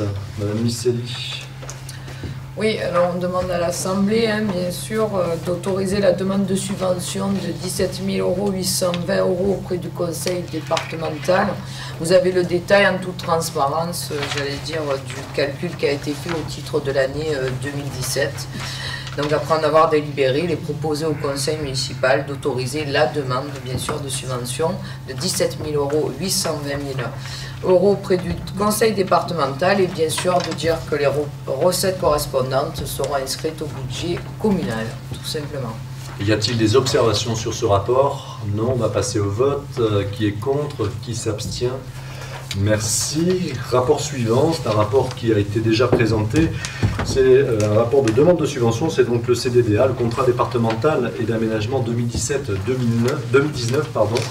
qui a été réactualisé au regard de l'engagement qu'on a eu avec le département de resserrer effectivement le plan pluriannuel de nos investissements au regard de notre aussi capacité d'autofinancement sur 2016, puisque, a fortiori, au regard de nos excédents, nous n'avions pas besoin de suite des recettes du département.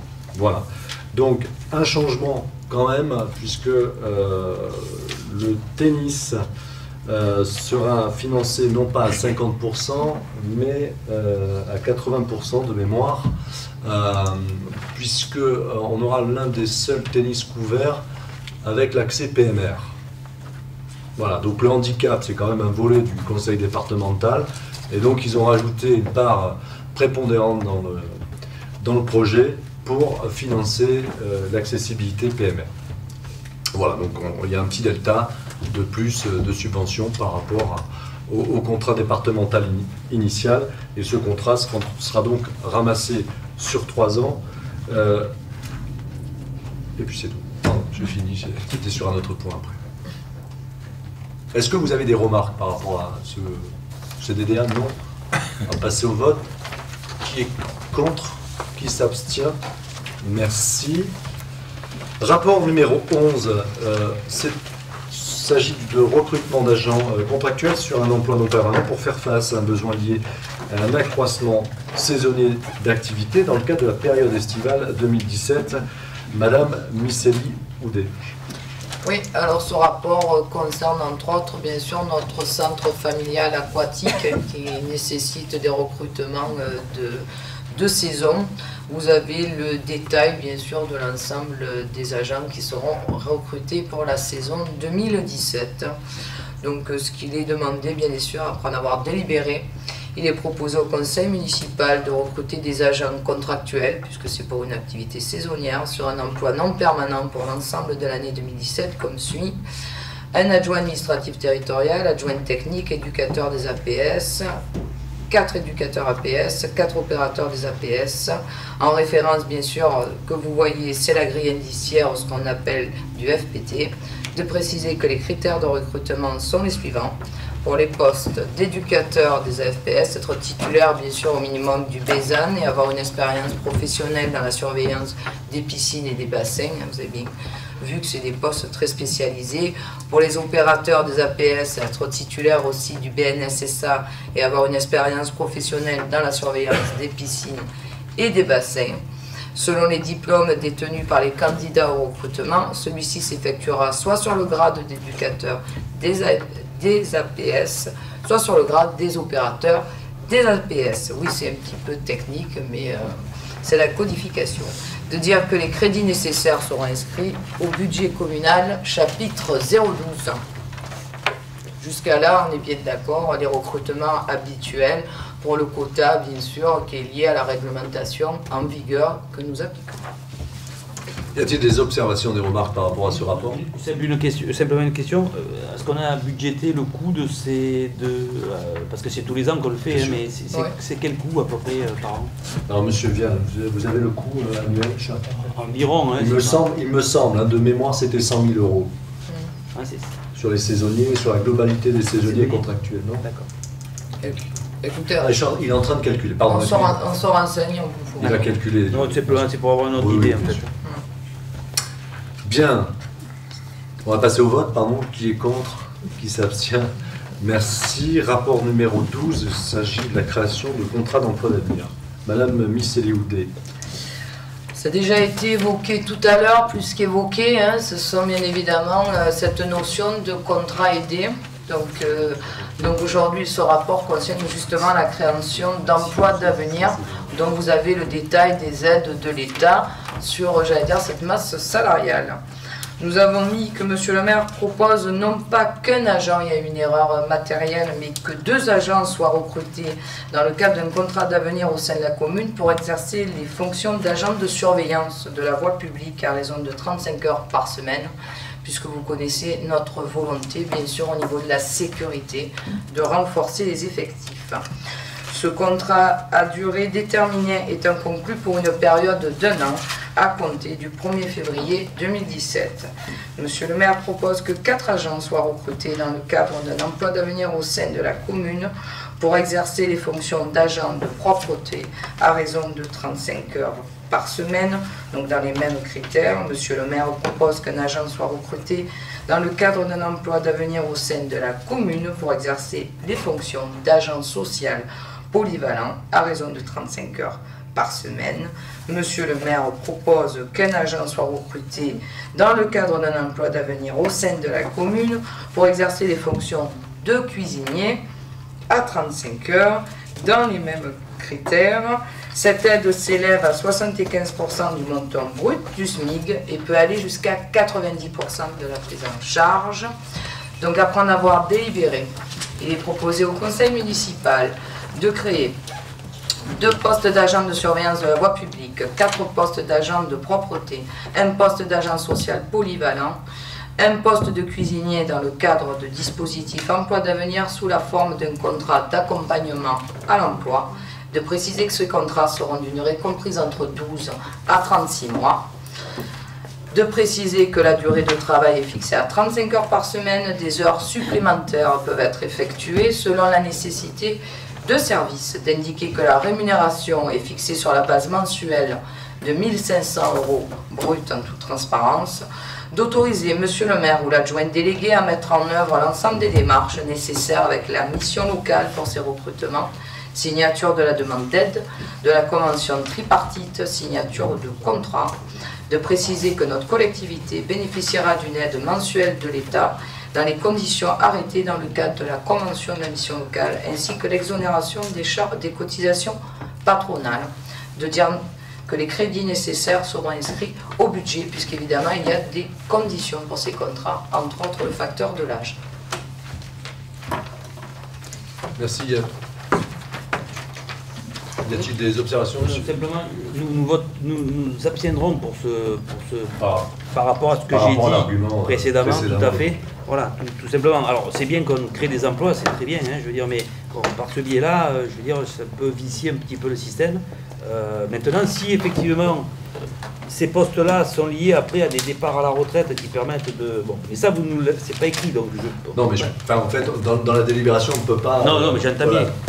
Élaborer, enfin... Mais dans l'explication, la stratégie, dans l'explication, on ne la donne pas non plus. La raison, vous l'avez vu, on a une pyramide des âges assez étroite, donc effectivement, il va y avoir des départs en retraite qui après seront compensés et pérennisés des contrats aidés à terme. Donc, on verra à ce moment-là, puisqu'il y aura des... De même que nous soutenons pleinement pour les agents de ce type de contrat au niveau des formations et des aides de préparation au concours pour qu'ils puissent intégrer bien évidemment notre fonction publique territoriale. Tout ça que bon. Merci. Donc, qui est contre? Qui s'abstient? Merci. Donc, je vais passer au rapport numéro 13, M. Guillaume étant absent. C'est simplement une formalité puisque c'est le bilan des acquisitions et des cessions immobilières 2016. qui a été déjà répertorié notamment au niveau du compte administratif, il me semble, détaillé au niveau du compte administratif. Je vais vous les lister rapidement. Hein. Nous avions la localisation de la parcelle BS 187 qui se trouve au Puget S pour 153 000 €, date de la signature de l'acte 24 mars 2016. Nous avons la parcelle AO 237, 180 m² pour un montant de 220 000 € le 11 octobre 2016. Nous avons Lébré, M. Amaudru, qui est AH, pardon, 421, pardon, 2 000 € le 14 octobre 2016. C'est une régularisation par rapport à un délaissé. Et la zone, dans la zone industrielle nord, la parcelle BX 177 pour une contenance de 1147 m². Pour un montant de 60 000 €, donc qui a été signé le 20 décembre 2016. Ça, vous le retrouvez dans toutes les délibres. Donc, je vais donc vous demander d'approuver le bilan des acquisitions 2016. Qui est contre, qui s'abstient, je pense que c'est une formalité. Rapport numéro 14, il s'agit de la modification de la délibération numéro 1610 du 29 septembre 2016 concernant le déclassement et la vente du tènement prolongeant la parcelle cadastrée section BX numéro 55 Montée des Pins à la SCI L'Estang. Apparemment, c'était une erreur matérielle sur des fautes d'orthographe en tant que telle, donc la délibération n'a pas pu signer. Voilà. Donc on a rectifié la délib pour que ça soit conforme donc, au nom de la société. Tout simplement. Voilà. Qui est contre, qui s'abstient? Merci. Rapport numéro 15, c'est la dénomination de voie place de l'Hôtel de Ville et une numérotation qui concerne en fait une numérotation numérique de la place de l'Hôtel de Ville par rapport au désagrément qu'il y a eu notamment sur par rapport à l'office notarial qui s'est installé. En fait, on avait un double système de numérotation qui persistait dans le cadre de cette voie. On avait essayé de trouver tous les numéros possibles et imaginables, mais ça prêtait toujours à confusion puisque certains propriétaires avaient gardé leur ancien numéro. Donc c'est la raison pour laquelle, pour ne pas polluer l'activité de cet office notarial et pour éviter surtout les désagréments liés à des dérangements intempestifs d'une personne qui avait le même numéro que l'office notarial, il a été décidé en commission d'urbanisme de rebaptiser en fait le tènement qui concerne l'hôtel de ville, la médiathèque, le guichet unique, l'office notarial et le cabinet médical, donc place de l'hôtel de ville, où l'hôtel de ville, la médiathèque et le guichet unique auront comme numéro 1 place de l'hôtel de ville, l'office notarial 2 places de l'hôtel de ville et le cabinet médical 3 places de l'hôtel de ville. Voilà. Monsieur Moulineau, oh, vous m'aviez demandé, on avait parlé en commission, on a essayé de chercher, mais malheureusement, c'était très délicat. On va passer au vote. Qui est contre? Qui s'abstient? Merci. Rapport numéro 16 concernant la modification du règlement de fonctionnement du multi-accueil collectif et familial. Madame Miceli. Oui, donc... Oui, pardon, j'avais pas dit mon truc. Oui, donc une délibération de régularisation dans le sens où nous sommes obligés de mettre à jour le règlement intérieur, ne serait-ce que par exemple vis-à-vis de notre partenaire à la CAF qui par moment émet, j'allais dire, des nouvelles conditions. Donc de ce fait, vous les avez, je ne vais pas les redétailler, on vous les a mis clairement. S'il y a des questions, j'y répondrai. Donc ce qu'on demande bien évidemment, c'est après en avoir délibéré, c'est de proposer au conseil municipal d'abroger donc le règlement de fonctionnement du multi-accueil et familial, d'approuver ce nouveau règlement de fonctionnement du multi-accueil collectif et familial qui vous est annexé, de préciser que ce nouvel règlement est applicable par contre le 1er avril 2017 et donc d'autoriser monsieur le maire à le signer et bien évidemment est chargé de le faire appliquer. Ah oui. Il vaut mieux. Hein? Oui. Pardon, moi je. Est-ce qu'il y a des observations oui, par... possible que je fourche, fin de soirée, je fatigue. Est-ce qu'il y a des observations par rapport à ce règlement? Non. Mais je pensais que c'était ça la remarque. Non, non, c'est pas du tout ça. Qui est contre? Qui s'abstient? Merci. Rapport numéro 17, s'agissant de l'approbation de la convention de mise à disposition à titre gratuit de parcelles communales du domaine privé. Je passe la parole à Madame Millancourt. Le rapport présenté est identique exactement à celui de l'an dernier. Donc c'est l'association Nostamar qui organise sa fête de la nature au mois de mai. Donc on demande d'approuver la convention de mise à disposition de parcelles pour l'organisation et d'autoriser Monsieur le maire à signer la dite convention. Bien, y a-t-il des observations? Non. Qui est contre? Qui s'abstient? Merci. Dernier rapport, numéro 18, s'agissant du concours de maîtrise d'œuvre pour la réalisation d'une caserne de gendarmerie et d'un local CSU sur la commune de Rognac. Donc c'est la phase de démarrage du concours d'architecte, donc qui devrait en fait nous amener d'ici fin 2017 au nouveau visage de notre nouvelle gendarmerie et de ses logements associés. L'objectif de cette délibération est de constituer un jury dans le cadre des concours de maîtrise d'œuvre comme l'exige la loi. J'ajoute que par rapport aux différents scénarios ou différentes esquisses retenues, le jury sera donc saisi, mais sera également saisi le conseil municipal et l'ensemble des personnels de la sécurité, puisque c'est quand même leur logement, c'est quand même leurs conditions. Il est normal également qu'ils participent à la conception de la gendarmerie. Donc en fait, il y a plusieurs phases. La première phase, il y aura en fait 3 équipes qui vont être sélectionnées par un jury au terme d'un classement parmi des candidats qui auront réuni certaines conditions, qui doivent être autorisés à soumissionner à un marché public en application avec les articles 45 et 48 de l'ordonnance du 23 juillet 2015 et avoir fourni un dossier de candidature complet.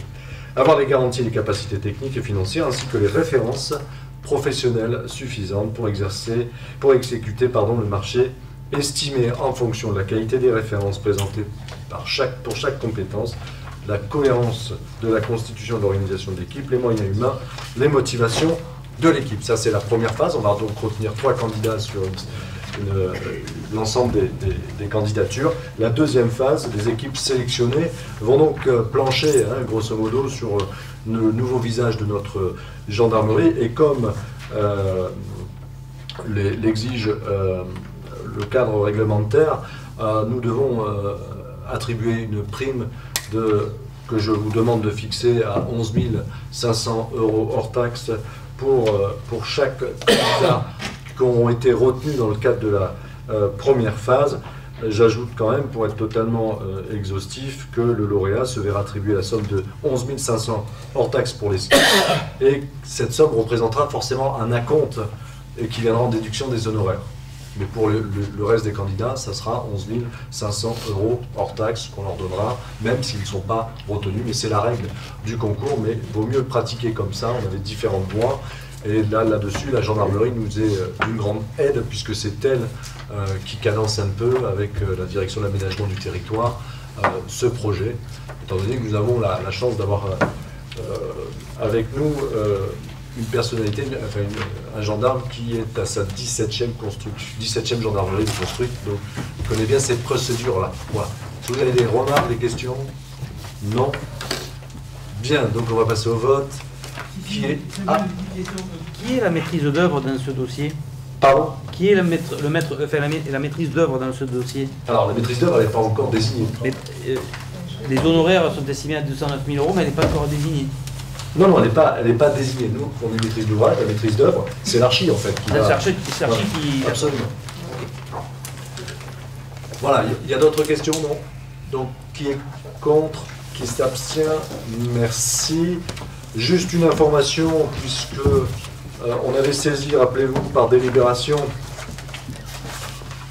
monsieur le préfet de région sur les gens du voyage. Donc je vais vous lire sa réponse, puisque j'ai transmis simplement les éléments de délibération par rapport notamment au campement dans la zone industrielle des Calestos. C'est situé sur la commune de Vitrolles. Je vous le lis, je me permets de le lire, il est assez court, mais au moins ça sera factuel. Par courrier en date du 7 décembre 2016, vous attirez mon attention sur la présence de gens de voyage installés sur la commune de Vitrolles. Vous évoquez en particulier 2 implantations limitrophes de votre commune qui créent des troubles à l'ordre, la santé et la salubrité publique et qui, par voie de conséquence, provoquent les aspirations de vos administrés. Attentif à vos préoccupations, je suis en mesure de vous apporter les éléments d'information suivants. Le sous-préfet d'Istres, déjà informé de cette situation, a dans un premier temps procédé au recensement de toutes les implantations sur la commune de Vitrolles en s'appuyant sur les rapports des services de la police nationale et de la police municipale de Vitrolles. Et il a ainsi pu identifier les différents propriétaires des parcelles. Dans un second temps, le sous-préfet a saisi les propriétaires afin de leur recommander d'introduire une action en justice, seule voie légale pour pouvoir octroyer le concours de la force publique dans une ville qui n'est pas, à ce jour, en conformité avec le schéma départemental d'accueil des gens du voyage. Je ne manquerai pas de vous tenir informé de l'état d'avancement de ces dossiers, tout en appelant votre attention sur la longueur des procédures judiciaires qui seront engagées. Voilà, je vous le dis, bon, on avait peu d'espoir, mais il fallait quand même réagir par rapport à ça. C'est ce qu'on... Pardon ? Oui, il a répondu, on peut saluer quand même les services de l'État.